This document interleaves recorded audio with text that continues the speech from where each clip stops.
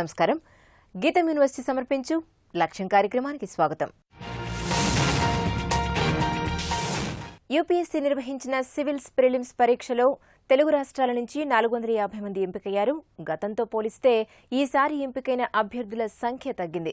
ప్రిలిమ్స్లో అర్హత సాధించిన అభ్యర్థులకు డిసెంబర్లో మెయిన్స్ పరీక్ష ఉంటుంది.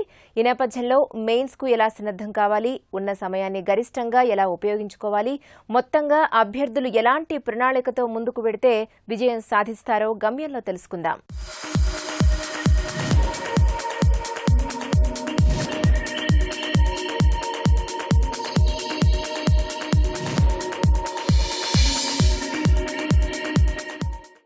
నమస్కారం అండి.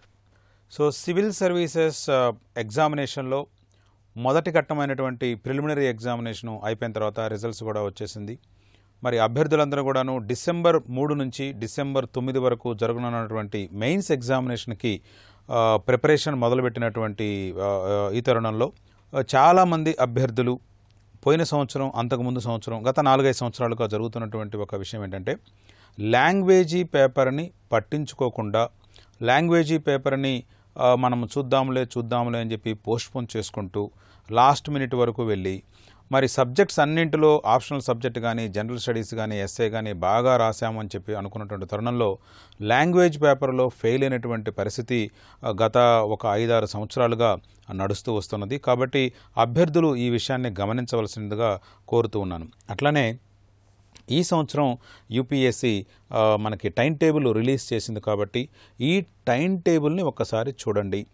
టైం టేబుల్లో ఏ పేపర్కి మనకి టైం దొరికింది, ఏ పేపర్కి టైం దొరకలేదు. కాబట్టి ఆ పేపర్ని మనం జాగ్రత్తగా చూసుకోవాల్సిన అవసరం ఉంది. ఎందుకంటే మనకు ఉన్నటువంటి సమయం చాలా తక్కువ. కాబట్టి మిగతా కొన్ని రోజులు ఎక్స్ట్రా ఉన్నప్పటికీ 2 మాసాలు గట్టిగా టైం ఉన్నది.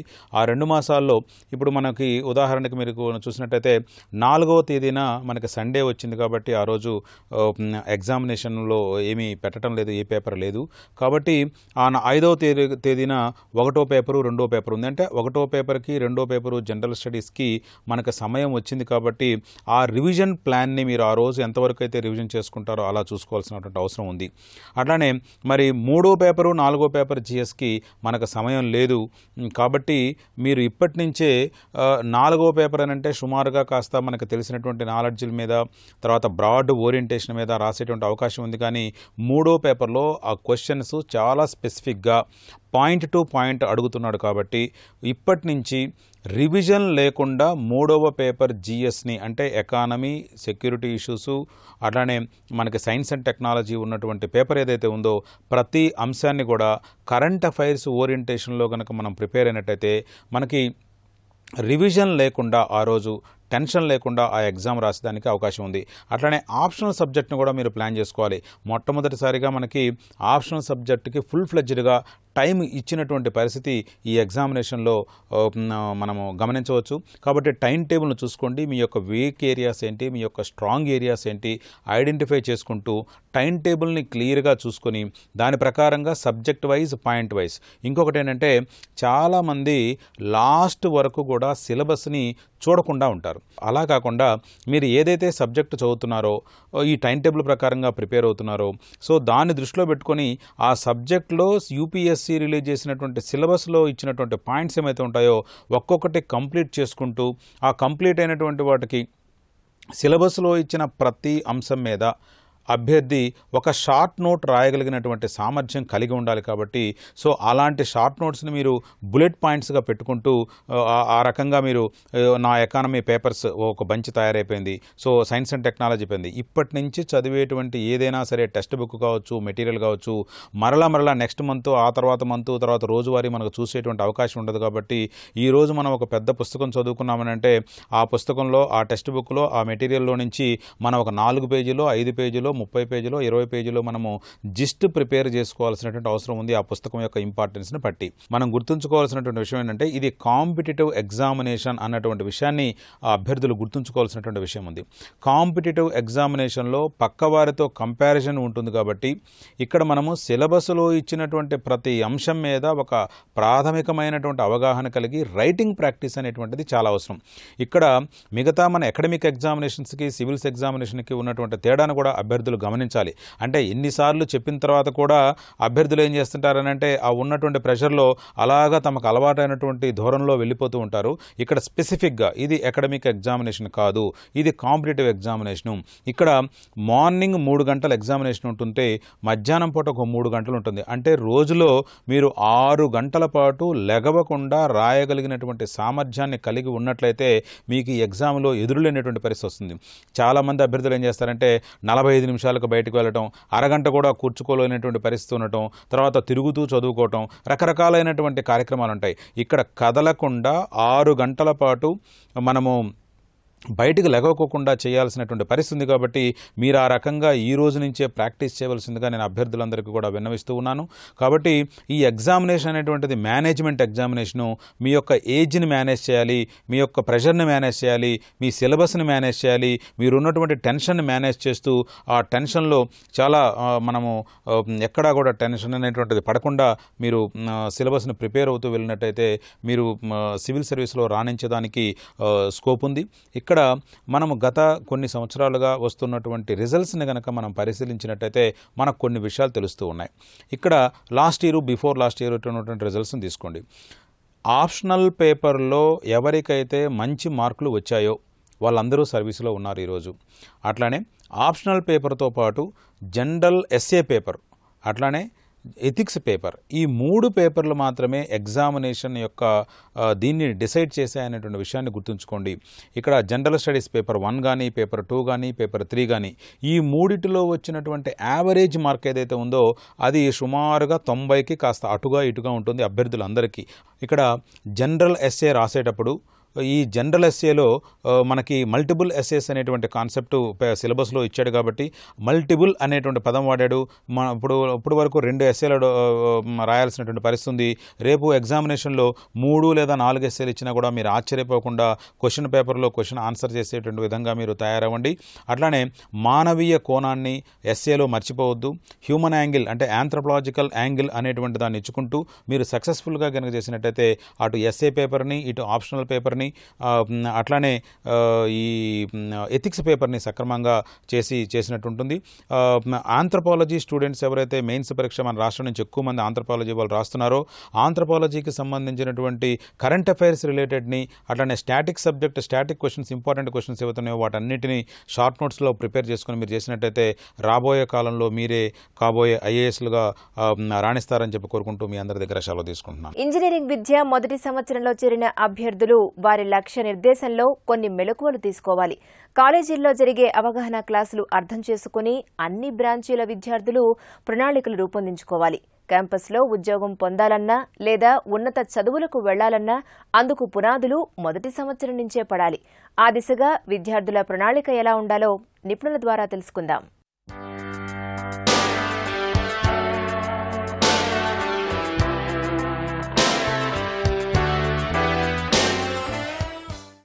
ఇంజనీరింగ్లో ఫస్ట్ ఇయర్ వచ్చేసరికి ఫస్ట్ 2 months వాళ్ళని మోటివేట్ చేయాల్సిన అవసరం అందరికీ ఉంది. ఏం మోటివేట్ చేయాలంటే అసలు ఇంజనీరింగ్ ఎందుకు, అయితే ఇంజనీరింగ్ చదివితే ఏం అవుతావు, ఏ డైరెక్షన్లో నువ్వు చదవాలి, ఏ ఆపర్చునిటీస్ ఉంటాయి అనేది ఫస్ట్ 2 monthsలో వాళ్ళకి అవేర్నెస్ తీసుకురావాలి. ఇప్పుడు ఇంజనీరింగ్ కాలేజ్లో ఏమవుతుందంటే ఫస్ట్ డే నుంచి టీచింగ్ చెప్పేసే కన్నా ఫస్ట్ వాళ్ళని మోటివేట్ చేయాలి. ఏం మోటివేట్ చేయాలంటే నీ లక్ష్యం ఏంటి, నీకున్న ఆపర్చునిటీస్ ఏంటి. సో ఫస్ట్ ఇయర్ లెవెల్లో వాళ్ళకి చెప్పాల్సింది ఏంటంటే ఇంజనీరింగ్ చదివితే ఒక సాఫ్ట్వేర్ ఇంజనీర్ అవ్వచ్చు. సాఫ్ట్వేర్ ఇంజనీర్ అవ్వాలంటే ఏం చేయాలి, ఎలా చదివితే సాఫ్ట్వేర్ ఇంజనీర్ అవుతావు. అలాగే క్లాస్లో ఉన్న అందరూ కూడా సాఫ్ట్వేర్ ఇంజనీర్లు అవ్వాలంటే అయ్యేది కాదు. క్లాస్లో ఉన్న వాళ్ళందరికీ కూడా డిఫరెంట్ ఓరియంటేషన్స్ ఉంటాయి.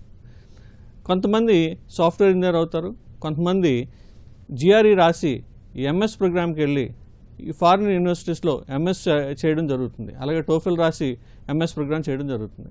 కొంతమంది గేట్ ఎగ్జామ్ రాసి వాళ్ళు ఎంటెక్కి వెళ్ళడం జరుగుతుంది. ఐఐటీస్లో ఎంటెక్ చేయడం అనివ్వండి, ఐఐసి బెంగళూరులో ఎంటెక్ చేయడం అనివ్వండి, అలాగే డిఫరెంట్ యూనివర్సిటీస్లో టాప్ మోస్ట్ యూనివర్సిటీస్లో రాయడానికి నీకు ఆపర్చునిటీ ఉంది.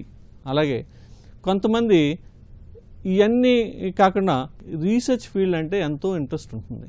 అంటే కొత్త ధనాన్ని ఐడెంటిఫై చేసి కొత్త ప్రోడక్ట్ని క్రియేట్ చేయాలని వాళ్ళకి చాలా ఇంట్రెస్ట్ ఉంటుంది. కొంతమంది టీచింగ్ ఫీల్డ్కి వెళ్ళి లెక్చరర్స్ అవ్వాలని చాలామందికి తపన ఉంటుంది. అలాగే కొంతమంది ఏమవుతుందంటే ఇవన్నీ కాకుండా నేను సొంతంగా నా ఓన్గా నేను ఒక ఇండస్ట్రీని స్టార్ట్ చేయాలి, నా ఓన్ ప్రొడక్ట్స్ని డిజైన్ చేయాలి, మార్కెట్లో నా ఓన్ ప్రొడక్ట్స్ని రిలీజ్ చేసి నా పేరు మీద ప్రొడక్ట్స్ని రిలీజ్ అవ్వాలని తపన కొంతమందికి ఉంటుంది. ఈ ఆపర్చునిటీస్ అన్నీ కూడా ఫస్ట్ ఇయర్ లెవెల్లో ఫస్ట్ 2 monthsలో వాళ్ళకి చెప్తూ వాళ్ళకి ప్రాక్టికల్గా ఎలా ఉంటే జరుగుతుందనేది అవగాహన క్రియేట్ చేయాలి. సో ఫస్ట్ ఇయర్ లెవెల్లో బేసిక్గా ఏముంటుందంటే ఇంజనీరింగ్ బేసిక్స్ ఫిజిక్స్ కాబట్టి ఫిజిక్స్, మ్యాథ్స్, కెమిస్ట్రీ ఫండమెంటల్స్ అవనండి, అలాగే ఇంజనీరింగ్ డ్రాయింగ్ అవనండి, వర్క్షాప్స్ అవనండి, కంప్యూటర్ బేసిక్స్ అనేది అక్కడ ఇనీషియల్గా సి లాంగ్వేజ్ని చెప్పడం జరుగుతుంది. అలాగే మెకానికల్ బేసిక్స్, ఎలక్ట్రికల్ బేసిక్స్ ఇవన్నీ కూడా బేసిక్ నాలెడ్జ్ ఫస్ట్ ఇయర్ లెవెల్లో ఉంటుంది. నెక్స్ట్ సెకండ్ ఇయర్ లెవెల్కి వచ్చేసరికి స్టూడెంట్ డిఫరెంట్ ఓరియంటేషన్లో ఉంటుంది. సెకండ్ ఇయర్ లెవెల్లో ఏంటంటే ఇంటర్ డిసిప్లినరీ కోర్సెస్ కొన్ని యాడ్ చేయడం, అలాగే వీళ్ళ యొక్క కంప్యూటర్ సైన్స్ అయితే కంప్యూటర్ సైన్స్ యొక్క బేసిక్ సబ్జెక్ట్స్ అన్నీ కూడా ఫండమెంటల్ సబ్జెక్ట్స్ అన్నీ కూడా సెకండ్ ఇయర్ లెవెల్లో స్టూడెంట్కి ఇవ్వడం జరుగుతుంది. అలాగే ఎలక్ట్రానిక్ సర్క్యూట్స్ కోర్స్ అవనండి, electronics devices and circuits course అవనండి, ఎలక్ట్రికల్ నెట్వర్కింగ్ సిస్టమ్స్ అవనండి, కంట్రోల్ సిస్టమ్స్ అవనండి, ఈ ఫీల్డ్స్ని మనం జనరల్గా కంప్యూటర్ సైన్స్ వాళ్ళు కనెక్ట్ చేస్తారు. అలాగే ఎలక్ట్రానిక్స్ వాళ్ళకి అందరికీ కూడా ఏం చేస్తారంటే computer fundamentals courses, data structures అవనండి, అలాగే డిఎస్పి డిజిటల్ సిగ్నల్ ప్రాసెసింగ్ అవనండి, అలాగే ఎలక్ట్రికల్ కంట్రోల్ సిస్టమ్స్ అవనండి, అవన్నీ కూడా దీంట్లో ఇంటర్ డిసిప్లినరీ కోర్సెస్ ఉంటాయి. ఈ స్టూడెంట్ ఏం చేయాలంటే ల్యాబ్లో ఎక్కువసేపు స్పెండ్ చేయాలి. డెఫినెట్గా ఎందుకు స్పెండ్ చేయాలంటే ప్రాక్టికల్ నాలెడ్జ్ వచ్చేదే ల్యాబ్లో. ఇప్పుడు హార్డ్వేర్ ల్యాబ్స్ ఉన్నాయనుకోండి, డిజిటల్ ఎలక్ట్రానిక్స్ ల్యాబ్స్ ఉన్నాయనుకోండి, బేసిక్గా ఫ్లిప్ ఫ్లాప్స్ మీద అవనండి, లేకపోతే కౌంటర్స్ మీద అవనండి, రిజిస్టర్స్ మీద అవనండి, వీటి మీద ఎక్కువ జరుగుతూ ఉంటుంది. అలాగే వీటిలన్నిటిని ఇంప్లిమెంట్ చేసి ల్యాబ్లో ఒక ప్రాజెక్ట్ని మనం తీసుకురాగలి ఈ స్టేజ్కి ఆ స్టూడెంట్ వర్కౌట్ చేస్తే డెఫినెట్గా ప్రాక్టికల్ నాలెడ్జ్ అతనికి వస్తుంది. అలాగే థర్డ్ ఇయర్ లెవెల్కి వచ్చేసరికి ఏమవుతుందంటే కంప్యూటర్ సైన్స్లో అవనండి, మిగతా ఎలక్ట్రానిక్స్ అండ్ కమ్యూనికేషన్ సిస్టమ్స్లో అవనండి, ఎలక్ట్రికల్ సిస్టమ్స్లో అవనండి, ఎలక్ట్రికల్ ఇంజనీరింగ్లో అవనండి, అన్నిటిలో కూడా మేజర్గా ఏం జరుగుతుందంటే ఆ ఫీల్డ్ యొక్క అన్ని సబ్జెక్ట్స్ ఫండమెంటల్ నుంచి అడ్వాన్స్ సబ్జెక్ట్స్ వరకు కూడా థర్డ్ ఇయర్ లెవెల్లో కవర్ అయిపోతాయి. మేజర్గా వాళ్ళ కోర్ సబ్జెక్ట్స్ అన్నీ కూడా థర్డ్ ఇయర్ లెవెల్లో అతనికి కవర్ అవుతాయి. థర్డ్ ఇయర్ లెవెల్లో స్టూడెంట్ కంపల్సరీగా చేయాల్సింది ఏంటంటే ఆ కోర్ సబ్జెక్ట్స్ మీద ఉన్న నాలెడ్జ్ని బాగా పెంచుకోవాలి. థర్డ్ ఇయర్ లెవెల్లో ఈ ఛానల్ ఫిక్స్ అయిపోవాలి. ఏంటంటే నేను ఇటలాలి ఫిక్స్ కావాలి. నేను సాఫ్ట్వేర్ ఇంజనీరింగ్ కింద వెళ్దాం అనుకుంటున్నానా, ప్రొడక్ట్ ఓరియంటెడ్ సాఫ్ట్వేర్ కంపెనీస్కి వెళ్దాం అనుకుంటున్నానా, లేకపోతే సర్వీస్ ఓరియంటెడ్ వాటికి వెళ్దాం అనుకుంటున్నానా, నెట్వర్కింగ్ ఫీల్డ్లోకి వెళ్దాం అనుకుంటున్నానా, అలాగే కంప్యూటర్ ఇన్ఫ్రాస్ట్రక్చర్ ఓరియంటేషన్లోకి నేను వెళ్దాం అనుకుంటున్నానా అనేది ఐడెంటిఫై చేయాల్సిన stage third year level stage. Third year అయిన తర్వాత గ్యాప్ ఉంటుంది, 2 months గ్యాప్ ఉంటుంది ఫోర్త్ ఇయర్కి వచ్చే లోపల. సో డెఫినెట్గా అతనికి అవేర్నెస్ రావాలంటే ఈ 2 monthsలో అతను ఒక ఇండస్ట్రీకి వెళ్ళి ఏ ఫీల్డ్లో అయితే తను చేయాలనుకుంటున్నాడో ఆ ఇండస్ట్రీకి వెళ్ళి డెఫినెట్గా 2 monthsలో అక్కడ ఇండస్ట్రీలో జరుగుతున్నాయని ఇండస్ట్రియల్ బేసిక్ ట్రైనింగ్ అనేది తీసుకుంటూ ఇండస్ట్రీలో వర్కౌట్ చేస్తే అతనికి డెఫినెట్గా నాలెడ్జ్ దాని మీద వస్తుంది. ఇండస్ట్రియల్ ట్రైనింగ్ అయ్యి వచ్చి ఫోర్త్ ఇయర్ లెవెల్లో ఫోర్త్ ఇయర్ ఫస్ట్ సెమిస్టర్ నుంచి డిఫరెంట్ క్యాంపస్ ఇంటర్వ్యూస్ ఉంటాయి. ఈ క్యాంపస్ ఇంటర్వ్యూస్ని అడ్రస్ చేసుకుంటూ ఆ క్యాంపస్ ఇంటర్వ్యూస్లో సెలెక్ట్ అవ్వడం జరుగుతుంది. అయితే ఫైనల్ ఇయర్లో ప్రాజెక్ట్ అనేది చాలా ఇంపార్టెంట్. ఫైనల్ ఇయర్ ఫస్ట్ సెమిస్టర్లో ఏమవుతుందంటే మినీ ప్రాజెక్ట్ ఉంటుంది, అలాగే ఫైనల్ ఇయర్ సెకండ్ సెమిస్టర్లో ఏమవుతుందంటే మేజర్ ప్రాజెక్ట్ ఉంటుంది. సో ఫైనల్ ఇయర్ ఫస్ట్ సెమిస్టర్లో ఈ ప్రాజెక్టు నువ్వేం చేస్తావో దాన్ని బేస్ చేసే జనరల్గా ఎనీ క్యాంపస్ సెలక్షన్స్ జరుగుతుంటాయి. సో బీటెక్ తర్వాత MTech, PhD, post doctoral programmes అనేది ఇవన్నీ కూడా మనకు స్టూడెంట్కి ఉన్న ఆపర్చునిటీస్. వీటిని ఎలా యూటిలైజ్ చేసుకుంటే మీ కెరీర్ అలా డెవలప్ అవుతుంది. Basic point at this place ఏంటంటే ఎవరైనా సరే ఫస్ట్ బేసిక్ డొమైన్ నాలెడ్జ్ మీద క్లియర్ కమాండ్ ఉంటేనే నెక్స్ట్ లెవెల్కి మీరు గ్రో అవుతారు. దాంతోపాటు వాల్యూ ఎడిషన్స్ ఏంటంటే మన కమ్యూనికేషన్ స్కిల్స్ అవనండి, ప్రజెంటేషన్ స్కిల్స్ అవనండి, ఇన్నోవేటివ్ థింకింగ్ అవనండి, అండ్ ప్యాషన్ అవనండి, ఈ డెఫినెట్గా ఎడిషనల్ వాల్యూస్. వీటిలన్నిటిని యాడ్ చేసుకోవడం వల్ల కెరియర్ని బెస్ట్ వేలో మనం సెట్ చేసుకోవడానికి ఎంతో ఉపయోగపడుతుంది. నేడు సాఫ్ట్ స్కిల్స్ అన్న అంశం ఎంతో ప్రాధాన్యతను సంతరించుకుంది. సాఫ్ట్ స్కిల్స్ అంటే భావ వ్యక్తీకరణే కాదంటున్నారు నిపుణులు. జీవన నైపుణ్యాలు, ఆలోచన విధానం, నాయకత్వ లక్షణాలు, సృజనాత్మకత వంటి ఎన్నో అంశాల కలయికే సాఫ్ట్ స్కిల్స్. ప్రస్తుత పోటీ ప్రపంచంలో యువతకు ఎలాంటి సాఫ్ట్ స్కిల్స్ పట్ల అవగాహన ఉంటే విజయ పథంలో దూసుకుపోవచ్చో గెలుపు మంత్రాలో తెలుసుకుందాం.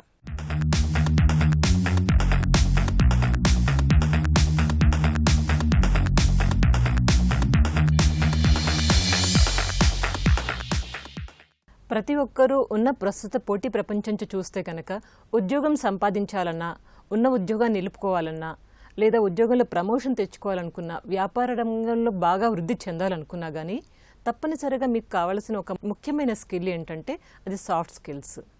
చాలామంది అభిప్రాయం ప్రకారం సాఫ్ట్ స్కిల్స్ అంటే కేవలం కమ్యూనికేషన్ స్కిల్సే అని ఒక అభిప్రాయం ఉంది. అది కాదండి. సాఫ్ట్ స్కిల్స్ అంటే దానికి చాలా పెద్ద వైడ్ మీనింగ్ ఉంటుంది. ఈ సాఫ్ట్ స్కిల్స్నే మనము లైఫ్ స్కిల్స్ అని, వరల్డ్ స్కిల్స్ అని, కెరియర్ స్కిల్స్ అని కూడా అనొచ్చు. సాఫ్ట్ స్కిల్స్ అంటే ఏంటి అంటే కనుక దీంట్లో చాలా అంశాలు ఉన్నాయి. ఫర్ ఎగ్జాంపుల్ పాజిటివ్ యాటిట్యూడ్ ఒకటి, and return skills, creative skills, presentation skills, body language, and చక్కగా మాట్లాడడం, చక్కగా రిసీవ్ చేసుకోవడము, ప్రతి ఒక్కటి మనము దీన్ని సాఫ్ట్ స్కిల్స్గా చెప్పే అవకాశం ఉంటుంది ఇక్కడ. అయితే సాఫ్ట్ స్కిల్స్ అంటే ఏంటి అంటే కనుక మీకు ఒక మంచి ఉదాహరణ ఇస్తాను. దీన్ని బట్టి మీకు అర్థమవుతుంది. ఒక మంచి కంపెనీ, షూ కంపెనీ ఉంది. ఆ కంపెనీ వాళ్ళు ఏంటంటే వాళ్ళ యొక్క సేల్స్ని బాగా పెంచుకోదలిచి 2 సేల్స్ ఎగ్జిక్యూటివ్స్ని ఒక ద్వీపానికి అంటే ఐలాండ్కి పంపించడం జరిగింది. ఆ ఐలాండ్లో వాళ్ళు ఏం చేయాలంటే 2 రోజులు అక్కడే ఉండి అక్కడ ప్రజల్ని ఒక అవగాహన కార్యక్రమాన్ని ఏర్పాటు చేసి వాళ్ళ యొక్క షూస్, చెప్పులు కానివ్వండి అవి బాగా సేల్స్ అయ్యేటట్టుగా చూడాల్సిన బాధ్యత వాళ్ళది. అయితే వాళ్ళు అక్కడ 2 డేస్ అక్కడే ఉన్నారు, AB. అయితే 2 డేస్ ఉన్న తర్వాత వాళ్ళు వాళ్ళ యొక్క నివేదికను మేనేజర్కి సమర్పించాల్సి ఉంటుంది.